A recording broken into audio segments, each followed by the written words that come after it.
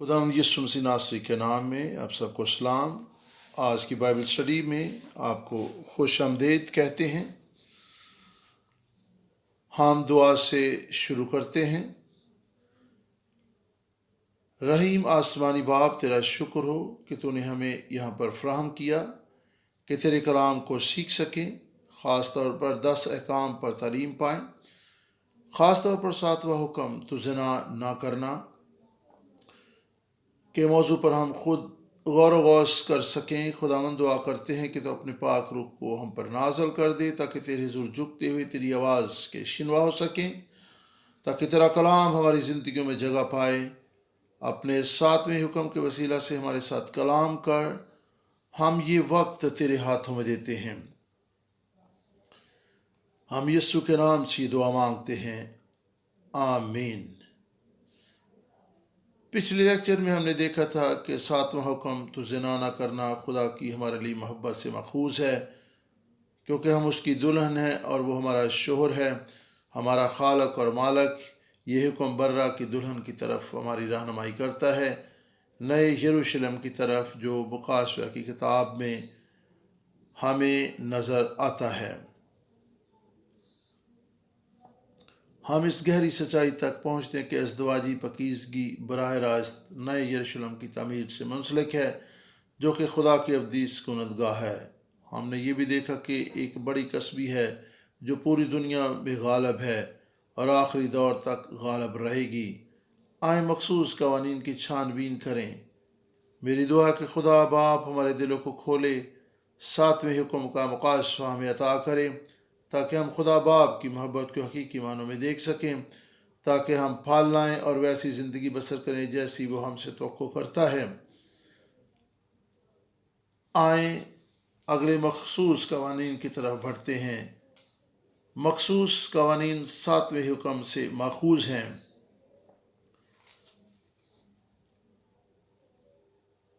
7واں حکم خروج 20 باب اور 14 آیت اور استثنا 5 باب میں دیکھنے کو ملتے ہیں۔ اس طرح دیگر حوالہ جات بھی ہیں۔ خدا نے خاندانی زندگی کو محفوظ اور پاک بنانے کے لیے کئی ایک مخصوص قوانین متعارف کروائے۔ آج ہم انہی مخصوص قوانین پر غور کریں گے۔ یہ کل 8 قوانین ہیں۔ یہ ایسا ناخوشگوار سا موضوع ہے جس پر لوگ بات چیت کرنا نہیں چاہتے، لیکن ہمارے پاسبان ریورنڈ ابراہم پارک نے بڑی محنت سے یہ کتاب ترتیب دی اور بڑی محنت سے کتاب مقدس کی چھان بین کی اور 7ویں حکم کے معنی و مفہوم کو سمجھنے اور اس کے اطلاق کے بارے میں وضاحت سے سب کچھ بیان کیا۔ اچھا کہ ہم ان مخصوص قوانین پر غور کریں۔ آج ہم ان تمام قوانین پر سیر حاصل تبصرہ نہ کر سکیں گے۔ آئندہ کلاس میں بقیہ قوانین پر غور و خوض کریں گے۔ سب سے پہلے خاندان کے افراد کے ساتھ بیاہ شادی پر ممانعت۔ شریعت کے مطابق اگر ایک شخص ایک عورت اور اس کی بیٹی سے شادی کر لے تو وہ تینوں آگ سے جلا دیے جائیں۔ پس شریعت سختی سے ماں بیٹی کے ساتھ جنسی تعلقات کی ممانعت اور مخالفت کرتی ہے۔ کسی بھی عورت اور اس کی بہن یعنی سالی یا اس کی پوتی سے یا پھر ستیلی بہن یا خالہ یا چچی سے جنسی تعلقات خدا کی نظر میں نہایت مکروہ اور نجس بات ہے۔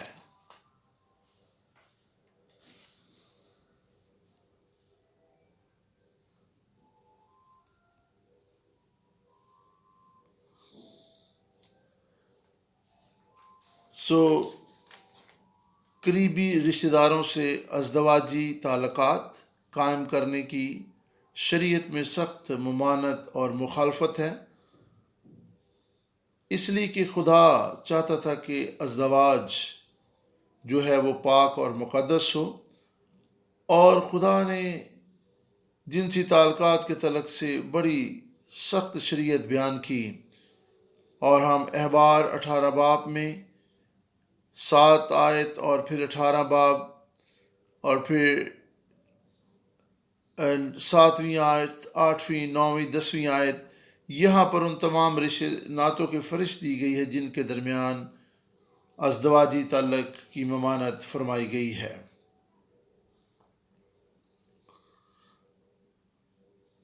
بہو بھابھی اور اس کے ساتھ بھی جنسی تعلق خدا کی شریعت کے مطابق بالکل ممنوع قرار دی گئے۔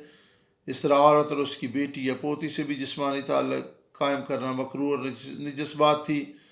اس شریعت کو توڑنے والوں کی سزا یہی تھی کہ انہیں سنسار کر دیا جائے یا پھر انہیں آگ میں جلا دیا جائے۔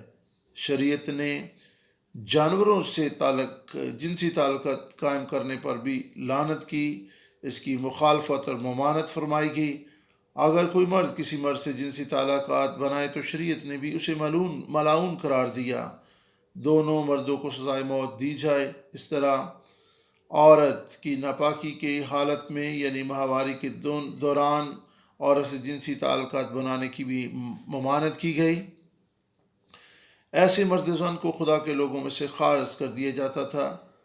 بس ہم دیکھ سکتے ہیں کہ خدا کس طرح تفصیل اور گہرائی سے ہماری زندگیوں میں مداخلت کرتا ہے تاکہ ہم پاک اور مقدس رہیں، کیونکہ ہم خدا کی بادشاہی میں انتہائی اہم کردار کے حامل ہیں۔ دراصل یہ ممنوع جنسی تعلقات اس دور میں عام تھے۔ ملک کنعان میں یہ مکروہات عام ہوتی چلی جا رہی تھیں۔ خدا اپنے لوگوں کو ملک کنعان میں داخلے سے قبل یہ شریعت دے رہا تھا تاکہ وہ یہ سب کچھ نہ کرنے پائیں۔ بالفرض دیگر خدا یہ شریعت اس لیے دے رہا تھا تاکہ وہ وعدہ کی سرزمین میں بخوشی اور رضا، خوشحالی اور خدا کے کلام کی تابعداری میں زندگی بسر کر سکیں۔ اس دور کے باشندوں میں پائی جانے والے مکروہات کے تعلق سے آگاہی دی جا رہی تھی۔ خدا نے انہیں بڑی سنجیدگی سے ان باتوں کے تعلق سے آگاہی دی تاکہ اگر اسرائیلی کسی ناپاک رسم و مکروہ جنسی تعلق اور عمل میں شامل ہو جائیں تو انہیں معلوم ہو کہ اب انہیں کیسا خمیازہ بھگتنا پڑے گا۔ خدا نے بڑی سنجیدگی سے ان سب باتوں کے تعلق سے انہیں آگاہی دی۔ ملک کنعان کے باشندوں کی طرح وہ نہیں چاہتا تھا کہ وہ ایسی چیزوں میں پھنس کر رہ جائیں۔ خدا نے انہیں آگاہ کیا کہ اگر وہ ایسا کریں گے تو انہیں وہ اس ملک سے نکال پھینکے گا، کیونکہ خدا نے ان قوموں کو بھی جو ان سے پہلے تھی اسی لیے اس ملک سے نکال پھینکا تھا۔ یہ شریعت ان لوگوں کو دی گئی تاکہ وہ اس ملک پر قابض ہو کر وہاں بسے رہیں۔ 10 احکام ابدیہ ہے جو خدا نے سب پشتوں سے باندھا تھا، اور پھر خدا نے اس کی وضاحت ہمارے لیے بھی کر دی تاکہ ہم بھی وعدہ کی سرزمین یعنی نئی یروشلم کو میراث میں لے سکیں۔ اگر اس شریعت کی حکم عدولی کی جائے خدا ہمیں اپنے منہ سے نکال پھینکے گا۔ قومی سطح پر بھی اگر یہ مکروہات موجود ہوں تو اس ملک پر خدا کی لعنت آتی ہے۔ ہم روح بھی رکھتے ہیں اور جان بھی۔ لازم ہے کہ روحانی زناکاری کا خاتمہ ہو تاکہ ہم خدا کے منہ سے نکال پھینکے نہ جائیں۔ خروج احبار کی کتاب اس کا 18واں باب اور 24 سے 30 آیت تک ہم خدا کے کلام کو پڑھیں گے۔ احبار کی کتاب 18 باب اور اس کی 24 سے 30 آیت میں خدا کے کلام میں اس طرح سے لکھا ہے۔ احبار 18 باب 24 سے 30 آیت تک خدا کے کلام میں، تم ان کاموں میں سے کسی میں پھنس کر آلودہ نہ ہو جانا، کیونکہ جن قوموں کو میں تمہارے آگے سے نکالتا ہوں وہ ان سب کاموں کے سبب سے آلودہ ہیں اور ان کا ملک بھی آلودہ ہو گیا، اس لیے میں اس کی بدکاری کی سزا اسے دیتا ہوں ایسا کہ وہ اپنے باشندوں کو اگلے دیتا ہے۔ لہذا تم میرے آئین اور حکام کو ماننا، اور تم میں سے کوئی خواہ دیسی ہو یا پردیسی جو تم میں بود و باش رکھتا ہو ان مکروہات میں سے کسی کام کو نہ کرے، کیونکہ اس ملک کے باشندوں نے جو تم سے پہلے تھے یہ سب مکروہ کام کیا اور ملک آلودہ ہو گیا۔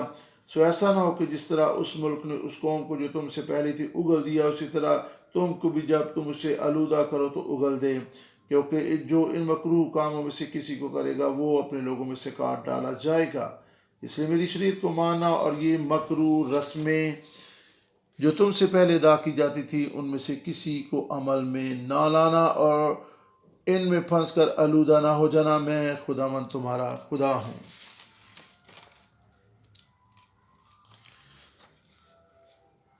تو یہاں پر ہم دیکھ سکتے ہیں کہ خدا نے کس طریقے سے اپنے لوگوں کو اپنے لیے پاک بنے رہنے کی تعلیم دی۔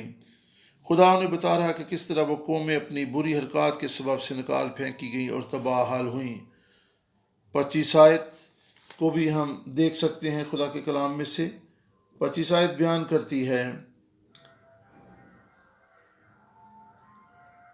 25 آیت میں یوں لکھا ہے، تب 5ویں سال سے ان کا پھل کھانا 18 باب کی 25 آیت میں سے ہم پڑھیں گے، خود جو کہ خدا کے کلام میں اس طرح سے بیان کرتی ہے، اور ان کا ملک بھی آلودہ ہو گیا، اس لیے میں اس کی بدکاری کی سزا اسے دیتا ہوں تاکہ ایسا کہ وہ اپنے باشندوں کو اگلے دیتا ہے۔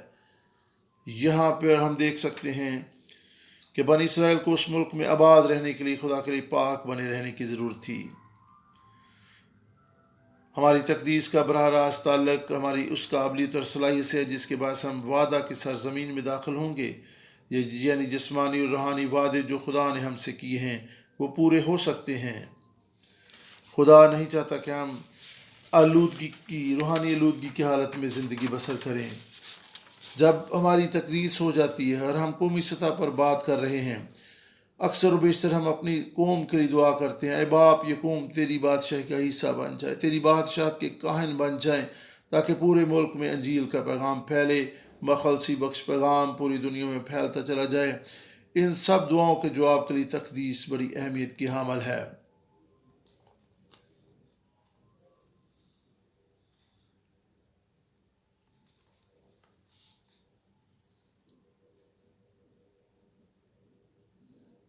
اور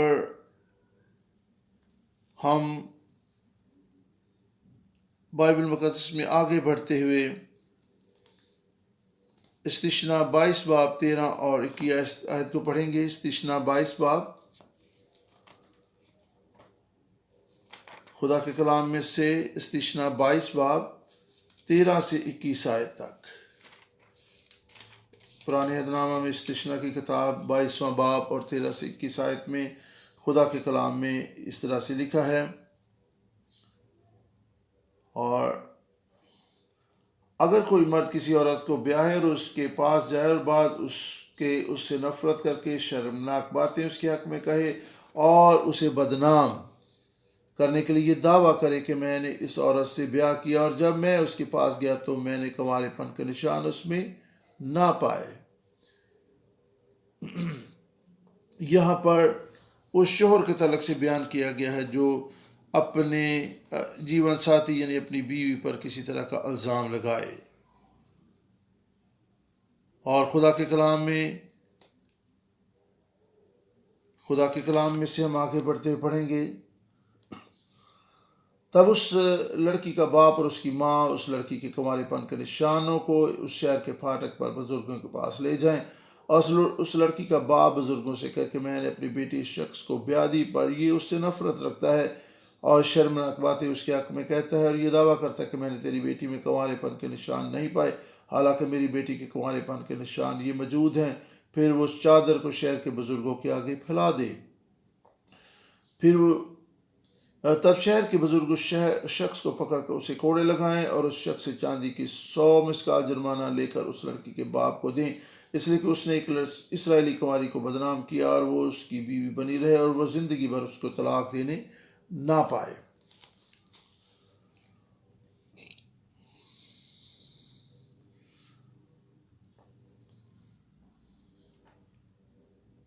اگر نوبیتا دلہن کو کنوارپن کا ثبوت پیش کرنے سے قاصر رہتی تو بزرگ اس عورت کو اس کے باپ کے گھر سے باہر نکال کر شہر میں سنسار کر دیتے تھے، کیونکہ اس نے اپنے باپ کے گھر میں رہتے ہوئے کسبی جیسا رویہ اور طرز زندگی اختیار کیا۔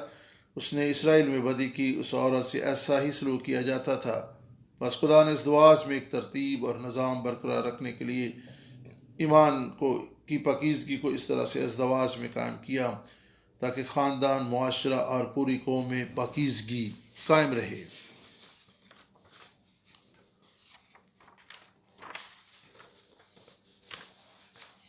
پس اس مرد کو 100 مسکال چاندی ادا کرنا پڑتی تھی۔ چاندی کی 100 مسکال آج کے دور میں کتنی رقم ہے۔ یہودا اسکریوطی نے 30 سکوں میں خدا یسوع مسیح کو پکڑوایا تھا۔ یہ 4 ماہ کی مزدوری کے برابر رقم تھی۔ پس یہ آج کی اصطلاح میں 12,000 سے $5,000 تھے۔ چاندی کی 36 مسکال، 100 مسکال چاندی، $4,000 جرمانہ تھا، اور اسے اپنی بقیہ زندگی طلاق بھی نہیں دے سکتا تھا۔ آپ دیکھ سکتے ہیں کہ 7ویں حکم کے تعلق سے خدا کی اس قدر سنجیدہ تھا۔ آئیں تیسرے مخصوص قانون کی طرف بڑھتے ہیں، جو کہ جنسی جرائم کی روک تھام کے بارے میں ہے۔ اگر کوئی شخص کسی شادی شدہ عورت سے زنا کرے، دونوں ہی موت کی گھاٹ اتار دیے جائیں۔ اگر کوئی شخص شہر میں کسی کنواری منگنی یافتہ سے زنا کرے، وہ دونوں کو سنسار کر دیے جائیں۔ پس اگر ایک مرد کسی منگنی یافتہ عورت سے زنا کرے تو صرف مرد ہی مارا جائے، لیکن اگر وہ کسی غیر منگنی یافتہ کنواری سے زنا کرے تو وہ اس کے باپ کو 50 مسکال چاندی دے، لڑکی اس لڑکی سے بیاہ کر لے اور اپنی ساری عمر اس سے طلاق نہ دینے پائے۔ اس قانون کی بنیاد پر کہ ہمارا خدا پاک خدا ہے، وہ چاہتا ہے کہ ہمارے بدن بھی پاک رہیں۔ بطور شادی شدہ جوڑے وہ چاہتا ہے کہ ہماری زندگیاں پاک ہوں۔ یہ کس قدر اہم ہے، کیونکہ تاریخ کے کسی بھی دور میں جب ازدواج میں پاکیزگی ختم ہو جاتی تھی تو پھر پورا معاشرہ ناپاک اور ذہنی طور پر بیمار اور کمزور ہو جاتا تھا۔ لہذا خدا نے باہمی اعتماد اور بھروسے کی حوصلہ افزائی کی تاکہ ہم اپنے ازدواج میں پاک اور شفاف رہیں۔ اس طرح سے خدا نے بنی اسرائیل میں پاکیزگی کو فروغ دیا، کیونکہ اس نے اس قوم کو دیگر تمام قوموں سے اپنے لیے پاک اور مقدس قوم ہونے کے لیے چن لیا تھا۔ اب ہم چوتھے قانون پر غور کریں۔ یہ غیرت کے تعلق سے تھا۔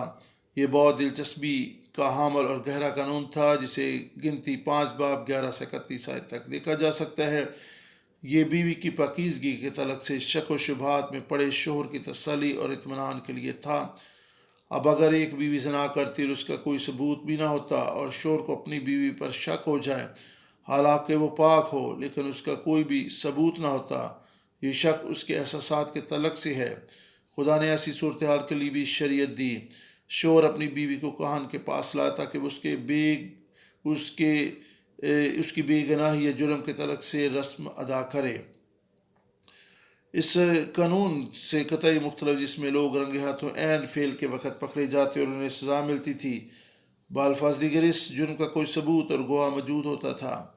اس قانون سے قطعی مختلف سے ہم معلوم کر سکتے ہیں کہ خدا کس طرح انسانی کمزوری سے واقف اور آگاہ ہے۔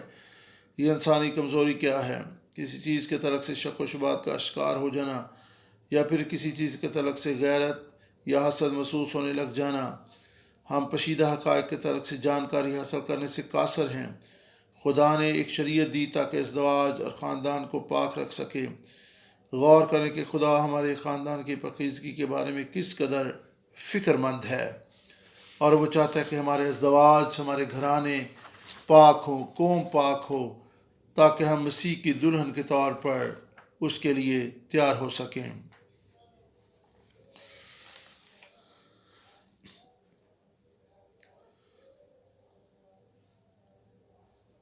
اس شریعت کے وسیلہ سے خدا نے شوہر کو بلا ثبوت شک کرنے سے روکا اور بیوی کو شوہر کی نظر میں شک و شبہ سے بالا تر ہو کر زندگی بسر کرنے کا موقع دیا، کیونکہ اس طرح سے بیوی کے تعلق سے شک و شبہات کے شکار شوہر کے احساسات اور جذبات شدت اختیار کر سکتے تھے، جس سے وہ اس کے تعلق سے جھوٹے الزامات لگا سکتا تھا۔ آج پوری دنیا میں کئی ایک چیزیں وقوع پذیر ہو رہی ہیں۔ اس طرح زنا کے مرتکب ہونے والی عورت بھی کہہ سکتی تھی کہ وہ پاک ہے۔ پس کس طرح سے غیرت کا قانون کام کرتا تھا؟ ریورنڈ ابراہم پارک کی لکھی ہوئی 7ویں کتاب میں ساری تفصیلات درج ہیں، اس لیے کہ آپ گنتی 5 باب 11 سے 13 آیت پڑھ سکتے ہیں۔ سب سے پہلے عورت کے ساتھ کیا کیا جاتا؟ کاہن اس عورت کو لے کر اسے خدا کے حضور کھڑی کرتا۔ یہ بالکل عدالت جیسا ہی ماحول ہوتا۔ پھر اس کے ہاتھوں میں پاک پانی کا برتن دے دیا جاتا۔ وہ خیمہ اجتماع کے فرش میں سے کچھ گرد لے کر اس پانی میں ملا دیتا تھا۔ یہاں پر گرد دکھ اور موت کی یاددہانی تھی۔ پھر بیوی اپنے بال کھول دیتی تھی اور اپنے ہاتھوں میں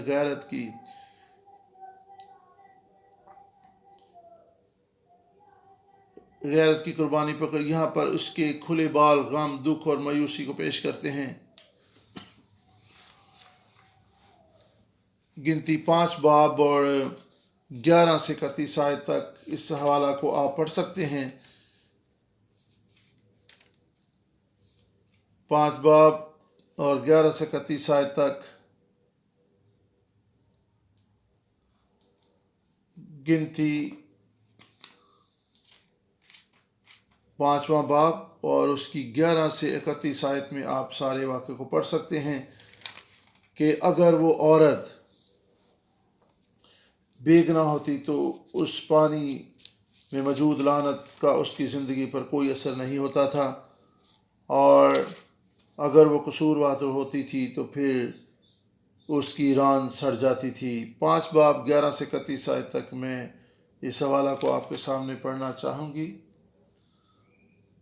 اور خدا نے موسیٰ سے کہا کہ بنی اسرائیل سے کہے کہ اگر کسی کی بیوی گمراہ کر اس سے بے وفائی کرے اور کوئی دوسرا آدمی اس عورت کے ساتھ مباشرت کرے اور اس کے شوہر کو معلوم نہ ہو بلکہ یہ اس سے پوشیدہ رہے اور وہ ناپاک ہو گئی ہو، پر نہ تو کوئی شاہد اور نہ ہی عین وقت کے فعل پکڑی گئی ہو، اور اس کے شوہر کے دل میں غیرت آئے اور وہ اپنی بیوی سے غیرت کھانے لگے حالانکہ وہ ناپاک ہوئی، یا اس کے شوہر کے دل میں غیرت آئے اور وہ اپنی بیوی سے غیرت کھانے لگے حالانکہ ناپاک نہیں ہوئی، تو وہ شخص اپنی بیوی کو کاہن کے پاس حاضر کرے اور اس عورت کے چڑھاوے کے لیے ایفا کے 10ویں حصہ کے برابر جو کا آٹا لے، پر اس پر تیل نہ ڈالے اور نہ لبان رکھے، کیونکہ یہ نظر کی قربانی غیرت کی ہے، یعنی یہ یادگاری کی نظر کی قربانی ہے جس سے گناہ یاد دلایا جاتا ہے۔ تب کاہن اس عورت کو نزدیک لا کر خدا ان کے حضور کھڑی کرے، اور اس کاہن مٹی کے ایک باسن میں مقدس پانی لے اور مسکن کے فرش کی گرد لے کر اس پانی میں ڈالے، پھر کاہن اس عورت کو خدا کے حضور کھڑی کر کے اس کے سر کے بال کھلوا دے اور یادگاری کے نظر کی قربانی کو جو غیرت کی نظر کی قربانی ہے اس کے ہاتھوں پر دھرے، اور کاہن اپنے ہاتھ میں اس کڑوے پانی کو لے جو لعنت کو لاتا ہے، پھر کاہن اس عورت کو قسم کھلا کر کہے کہ اگر کسی شخص نے تجھ سے صحبت نہیں کی اور تو اپنے شوہر کی ہوتی ہوئی ناپاکی کی طرف مائل نہیں ہوئی تو اس کڑوے پانی کے تاثیر سے جو لعنت لاتا ہے بچی رہے، لیکن اگر تو اپنے شوہر کی ہوتی ہوئی گمراہ ہو کر ناپاک ہو گئی ہے اور تیرے شوہر کے سوا کسی دوسرے شخص نے تجھ سے صحبت کی ہے، تو کاہن اس عورت کو لعنت کی قسم کھلا کر اس سے یوں کہے کہ خداوند تجھے تیری قوم میں تیری ران کو سڑا کر اور تیرے پیٹ کو پھلا کر لعنت اور پھٹکار کا نشانہ بنائے، اور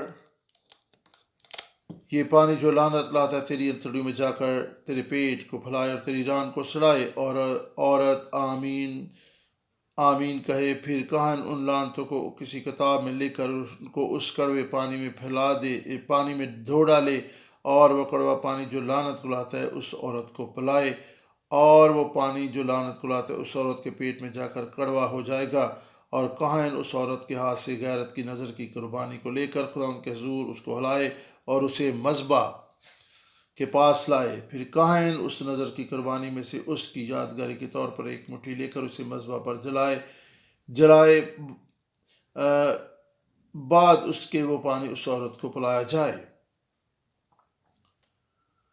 اور جب اس سے وہ پانی پلا چکے گا تو ایسا ہوگا کہ اگر وہ ناپاک ہوئی اور اس نے اپنے شوہر سے بے وفائی کی تو وہ پانی جو لعنت کو لاتا ہے اس کے پیٹ میں جا کر کڑوا ہو جائے گا اور اس کا پیٹ پھول جائے گا اور اس کی ران سڑ جائے گی، اور وہ عورت اپنی قوم میں لعنت کا نشانہ بنے گی، پر اگر وہ ناپاک نہیں ہوئی بلکہ پاک ہے تو بے الزام ٹھہرے گی اور اس سے اولاد ہوگی۔